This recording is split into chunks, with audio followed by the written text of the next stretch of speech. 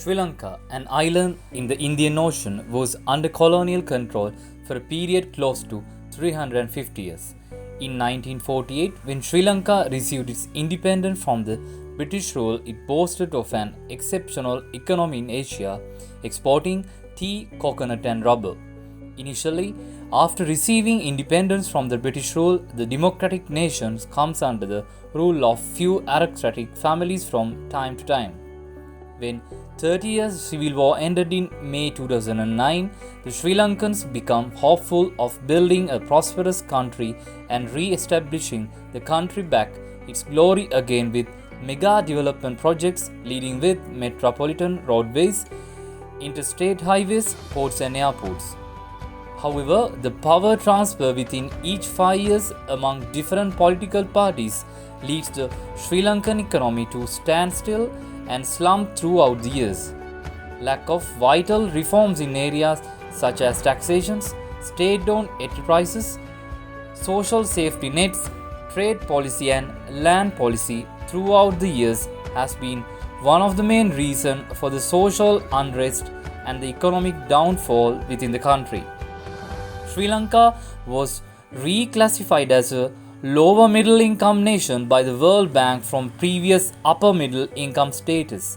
Rising nationalistic trade protections views globe trade and resurgence of inward looking policies with a bolstered public sector demonstrates a poor political approach on demonstrations. With the onset of the COVID-19 pandemic, lingering concerns of Sri Lanka's slowing growth, money printing and government debt has spilled over into a series of severing rate downgrades, increasing investor confidence in both foreign and domestic sector, directly affecting the capital market and money market, the two pillars of this financial system in the country. Today, in the year of 2022, Sri Lanka has been formally accepted as bankrupt state throughout the world. The fuel and gas queues stretching for miles has created shortage for necessities and the basic needs. 10 to 15 hours power cuts for day has affected education, industries and livelihood of many from every walk of life. The rising inflation has thrown people into poverty, limiting their meals for a meal per day because of the inability to purchase essential food, leading people to starvation. Beyond, people have been able to chase away the executive leadership of the country, who was endorsed with a two-thirds majority in the legislative body leading the country of the Democratic Social Republic of Sri Lanka, purely under the wrath of protesters against the government. However, the people are still struggling with the economic pressure.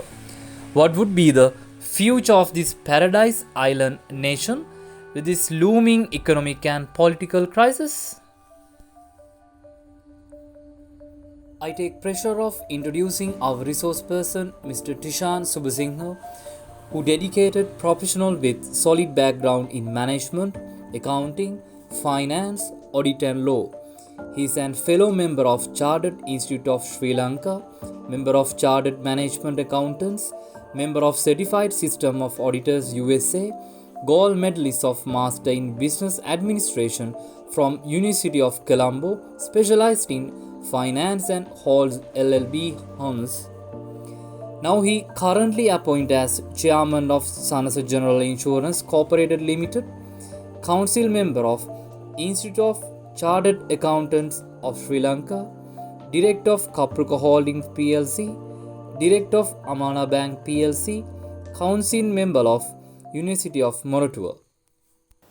Ayubowan Mr. Subasinghe. So today Sri Lanka is facing their worst economic and political crisis ever in the history.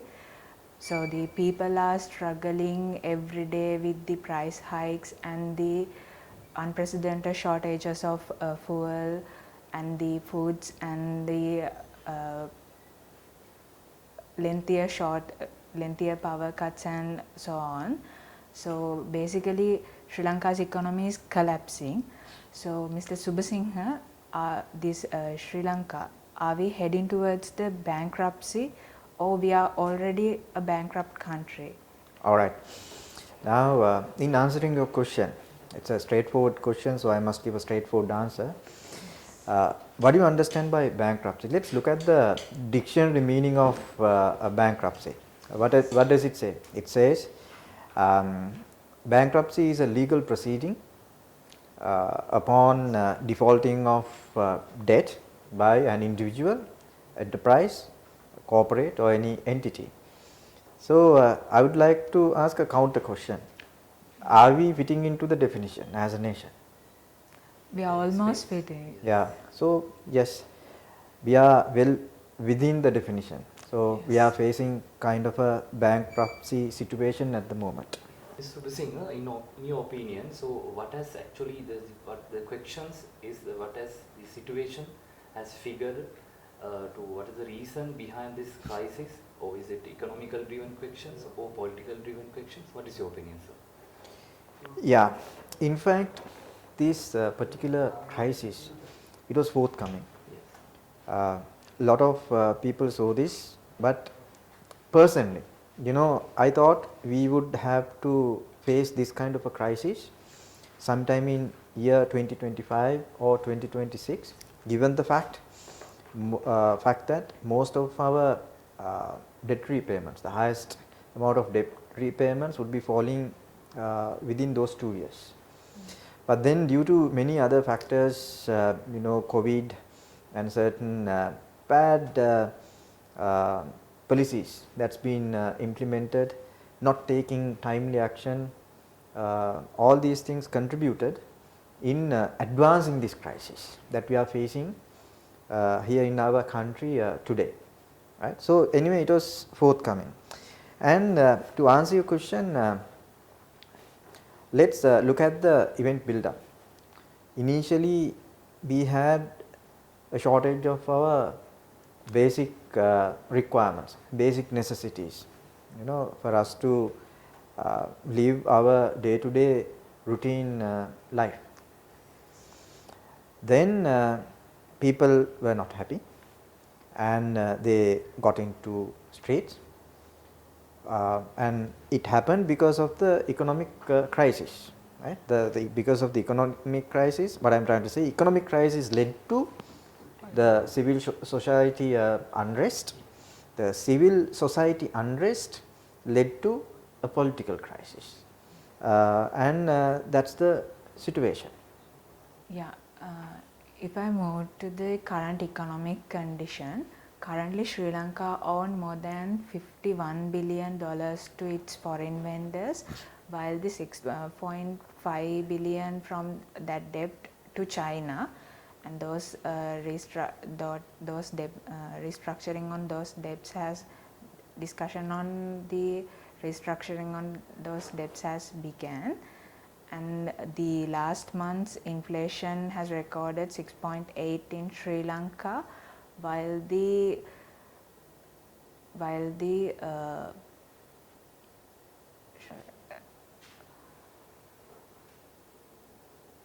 rupee has depreciated by 44.8 in last year 2022. So its stats are alarming. So according to your opinion, what is the major root cause for this economic crisis? What went wrong for real? Yeah, Madhuj, in answering that question, I had to present certain facts since independence of our country, because at the time of independence, that time governor had made a statement to say that after independence, this country would be ruled by certain families, right? So you question this economic crisis, I cannot answer without first looking at from the political perspective also, right? Because this economic crisis, it built up over a period of time, so I had to look at the root cause also, right? So when we got independence as a nation, we had excess reserves. I think one of the largest reserve balances in our treasury within the region, South Asian region, right. So, the British left leaving adequate reserves. So, that part we can't blame the British, right. Then what happened? So, we have been having 2-3 main political parties. So, they have been trying to get into power, right, even after getting elected, and it continues, right, even for today it continues. So, one party gets elected, ever since the party gets elected the other party wants to pull their leg. We have not been having national policies because of that, right. So, every 4 or 5 years the policy framework gets changed. It's like, I mean, what happens when a ship, right, if it goes here and there, maybe in a storm, it will not finally go in their to their final destination. So, this is something that that's happening in our country. There's no national policy framework. Every 4 or 5 years these governments get changed, they are coming up with new policies. Ever since they get into power, the other party wants to again get into power. There's no political stability in that context, right. And the British had identified this issue when they handed over the country to us, and it had become a reality today, whether we like it or not. So, then it got built up, and then one important thing, in 1977 with the regime change, we opened the economy. Now, there we opened the economy without any reservation or limit, I mean fully open, right. Or if you take India, India opened step by step. They did not open the economy at once, they opened with a proper plan.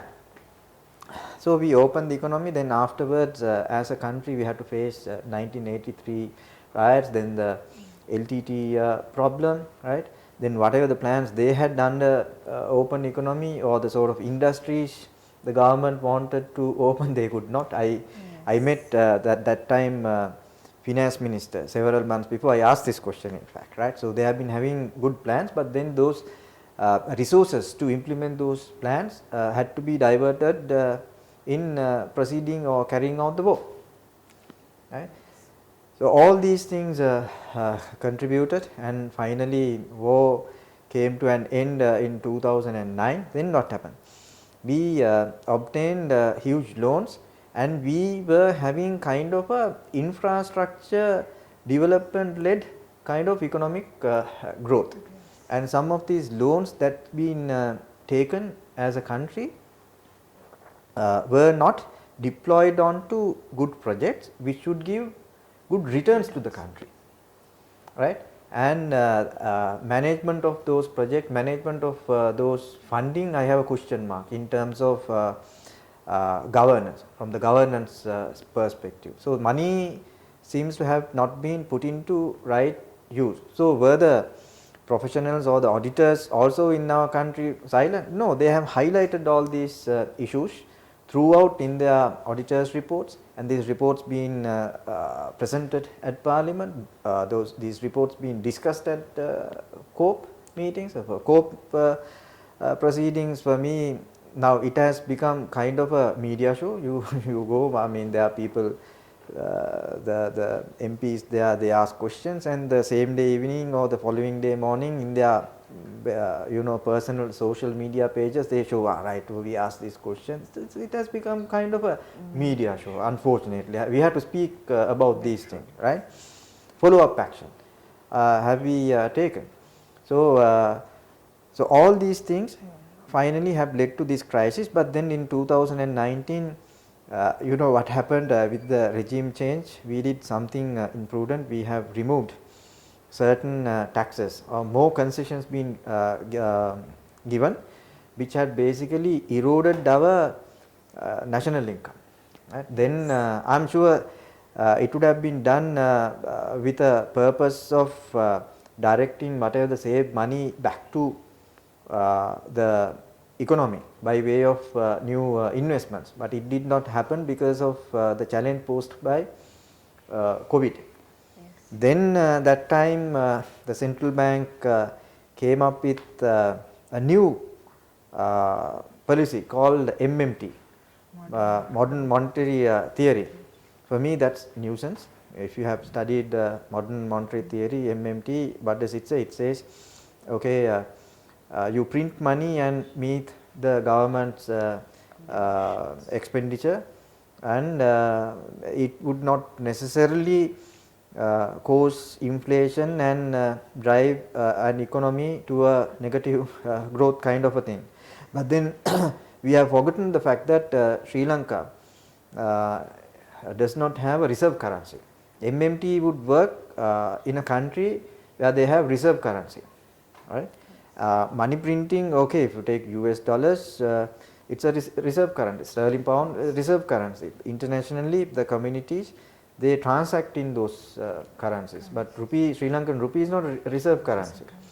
And we refer to the MMT and printed money, and out of the printed money, then we have to see where that money went into. That money basically being utilized to pay government employee salaries. Even if you take our tax revenue, 80% of our tax revenue has been used to meet government employee salary. I am not blaming the government employees. We are overstaffed basically, and the total blame should be on those regimes, political regimes who had recruited such number of employees to the government. And I mean, there are many reasons why they had to recruit people like that to reduce unemployment, and there are many. I can speak for hours if I go into those areas. So this MMT, it happened to be a total failure, and we did not have any alternative also. Amidst COVID, again, you know what happened, the company started facing a lot of difficulties, and it was not the best time to again increase taxes, right? So there was a huge deficit in terms of government revenue, and the government didn't have money to meet their recurrent expenditure. So they had no alternative but to print money and meet those expenses, and it continued, and this money did not go into productive projects. So MMT again would have worked had these money been put into projects where revenue would have been generated, but we have simply consumed it. And so these are the things which really contributed to this crisis. Yes. Yes, sir. So we know there are so many experts in the country, even in political sides, even in economic sides. So, sir, as your opinion, so this crisis, this problem has created by some of the few political parties, or if you believe this has created by the all Sri Lankan political trauma, or this kind of issue from the people, or what's your point of view, sir? Yes, Charit, all together, everybody, including you and me, because we are the ones who have elected the politicians. We gave the battle for them. Right? Yes, I think recently one of the ex-ministers also made a statement like that, which is true, unfortunately. Yeah, and then on serious note, I believe, it's my personal viewpoint, this party politics is really hampering our growth, because you know, now I was living in the USA, right?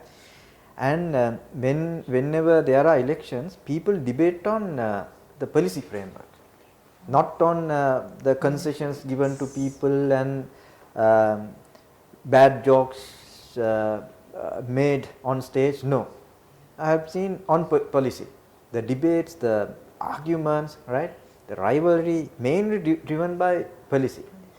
Now here still I think people have to be matured to go into that level. Now it's time to start. Now you and being professionals, going forward, we have to educate people. We also have a responsibility. We have to educate people. Whenever there are elections, let's look at the policy.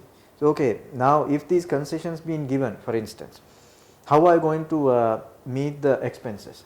For them to meet the expenses, either taxes will have to be increased, or money will have to be printed, right? Nothing is a free gift, you know, somebody will have to bear the cost. So these things, as a professional, I as much as possible I try to stay away from party politics. I may have my own political ideology, it's our right individually. You ask about the experts, with many experts being available in the country, were they sleeping, why were they silent? People ask this question. There are many experts being available. Aggressive for those questions. Yes, and all this time, what have they done? Right? I am also an expert in my own area. It's like this. If those people who are into power, if they are not listening to these experts and taking the right course of action, experts can't do anything.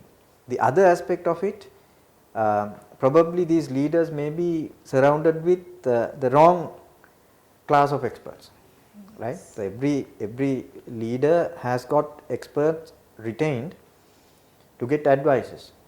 Sometimes these people, they may be advising with their vested interest, right?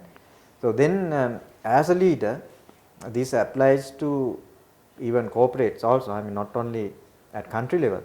As leaders, a leader has to listen to experts' viewpoint, advisors' viewpoint, and finally make the right decision based on the leader's experience, gut feel, and judgment. Right. So now take our fertilizer issue. Some expert would have gone and told the leadership, look, let's go organic, right?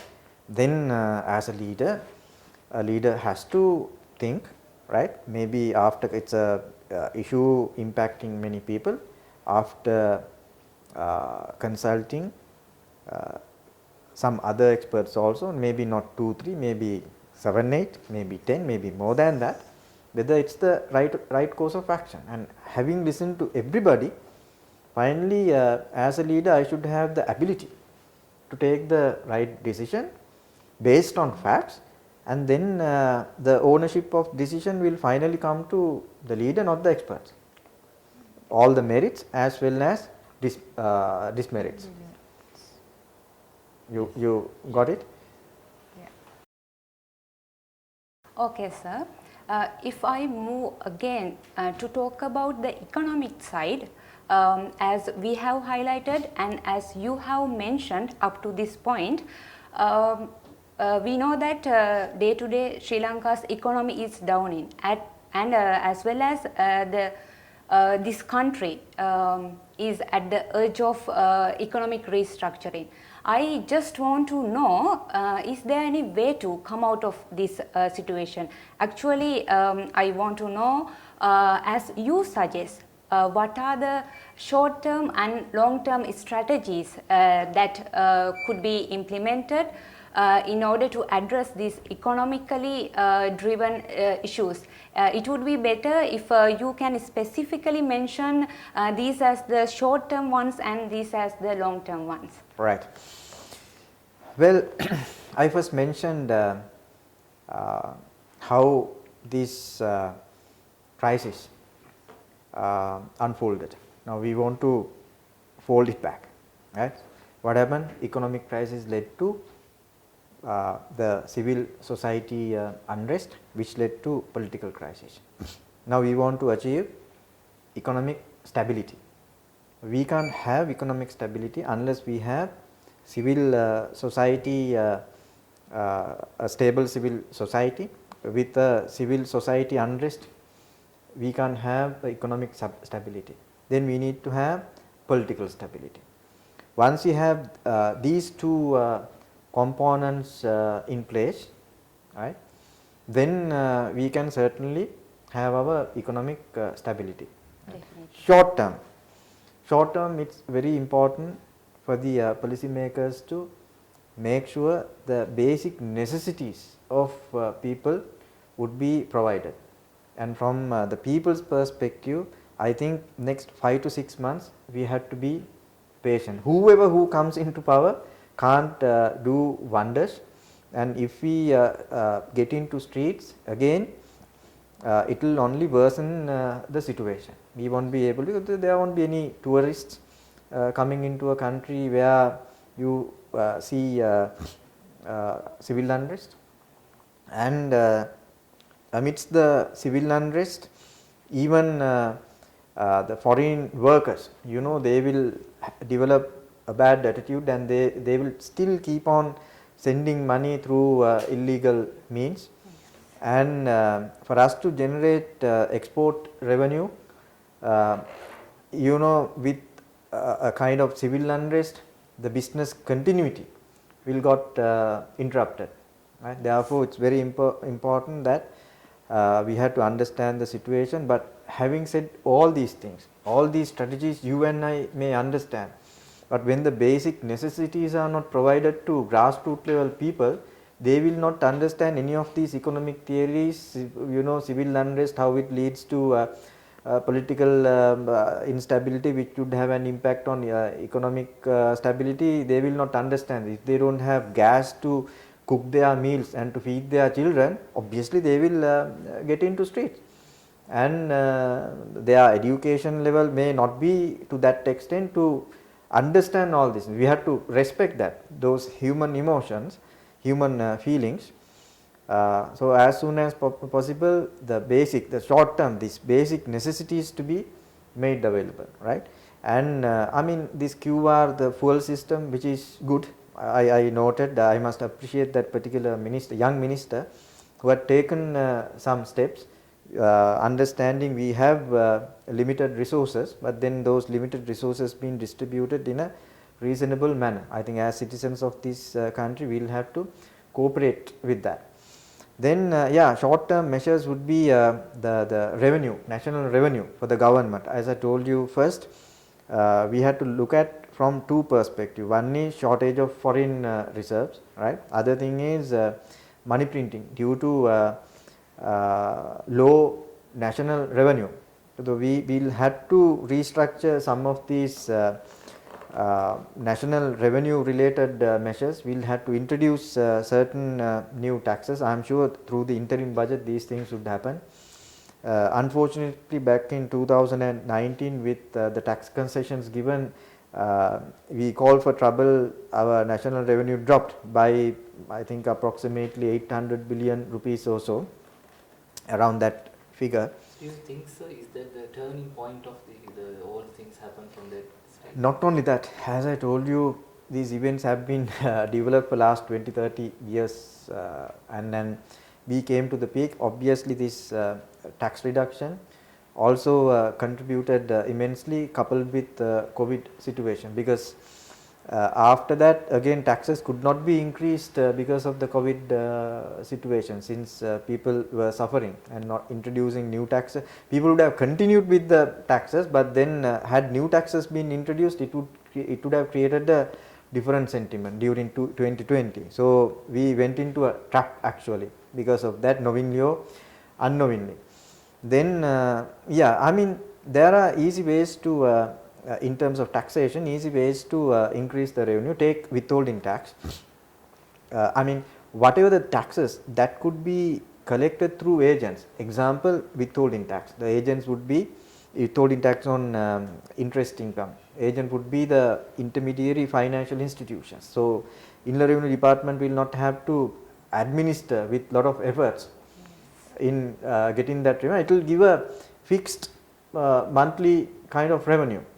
Then pay, right, which got abolished again in 2019. The agent would be the employer, deducted from the employee and remitted to the inland revenue. Very easy, and it will give a continuous cash flow to the government. Then third one, VAT. Even VAT, in between the trader is the agent, collected from the consumer. It's an indirect tax remitted to the Inland Revenue Department on a monthly basis, monthly cash flows. Immediately, I think these have to be introduced. Then we can address this money printing issue to a certain extent, right? In the meantime, we have to control some of these expenditure. I mean, there are quite a number of state-owned enterprises that are making losses, some painful decisions will have to be taken, such as privatizing some of these institutions. For instance, Sri Lanka Telecom,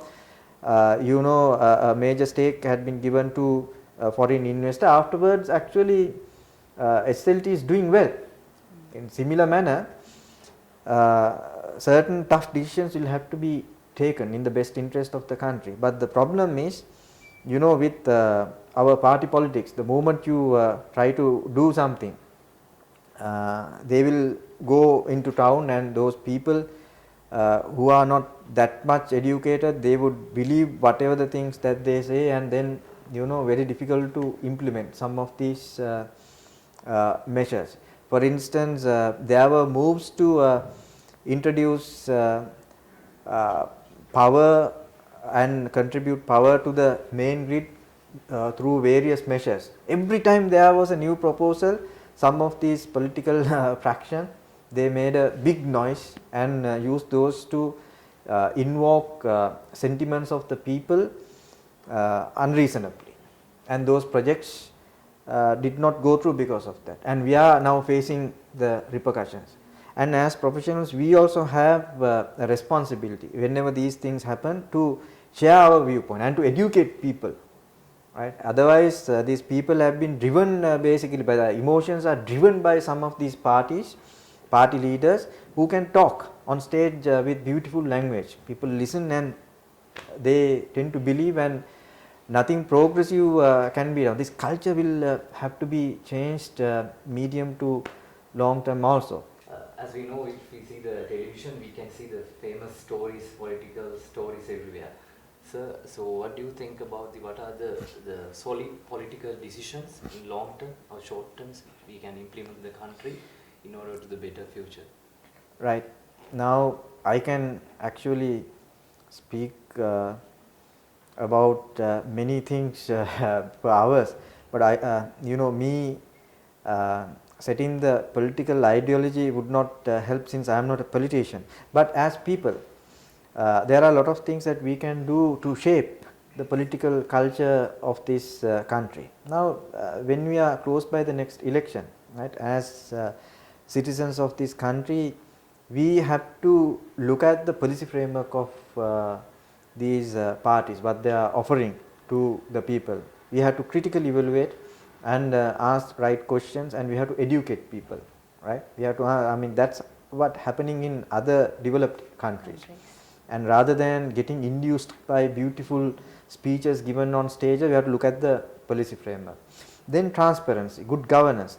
These things need to be demanded, right? The audit of the MPs, members of parliament, their life is also miserable now. If you really look at in practical context, why CP is overstaffed, right? Why CEB is overstaffed? Why? So why the harbour is overstaffed? So when these, I am from a village, so I know the culture. In fact, my father was a politician. If the particular MP wouldn't be able to give enough number of jobs to the party supporters, he will become unpopular. Next election he would lose. People will tell, oh, this fellow can't do anything, couldn't even find a job for my son, no point, and the fellow will go and align with somebody else. The other thing is, why these ministers, these MPs, they want to make money. Now when you go to a function at a temple, let's say in a village, people look at, okay, our MP is coming in V8. If the person comes in a small vehicle, people will not give the fellow due regard. MP is not going with a backup vehicles, that also count. He's got 2-3 backup vehicles. People, we are responsible for this. This culture has to be changed. And these MPs, we all have to understand their life also miserable for every at village level. Funeral, wedding, wedding ceremony, people expect some kind of support from the politician. So he is also under pressure to make money in that context, and the person who can contribute something would be popular in the area. And at village level, when the minister gets busy in attending weddings, funerals and all these functions, the fellow will not have enough time to attend to work in the ministry or attend to parliament sessions.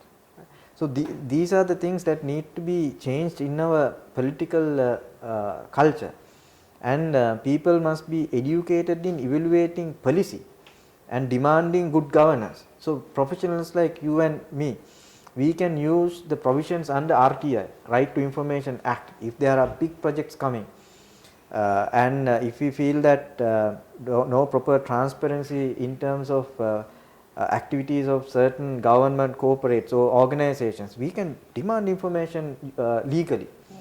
And then we can, through that we can make a noise. These are some of the things that I have personally planned over next years, which I have not been doing, taking lessons from the crisis and everything. So we have to take remedial action even after all these things. Again, if we keep quiet, then we have not learned. So learning from these things, these are the things that I have personally planned, which I would be implementing, right? So sir, to wind up this informative session, I would like to ask, do you see the light at the end of this tunnel? Yes, of course, I do see light at the end of this issue, the crisis. Otherwise, I would have left the country long back. I can see a lot of people at the moment, including professionals, they are trying to leave the country thinking there is no future, no hope. No, I do not agree with that. This is a resourceful country. Only thing, we have to take certain remedial measures, and this crisis has given the opportunity to take those remedial measures in serious note, right? People do not like to suffer like this going forward. So they would be alert, we would be alert, personally I would be alert. I love to live in this country, and with all these things, and maybe not so soon, but not far away, we will see light and we would emerge as a strong nation. Thank you very much for joining us today, sir. So it was a wonderful discussion. Yes. So we got a lot of ideas and a lot of valuable ideas for you. Thank you very much for coming. You are most welcome. Yeah. Thank you, All the sir. very best. Thank you. Thank you, sir.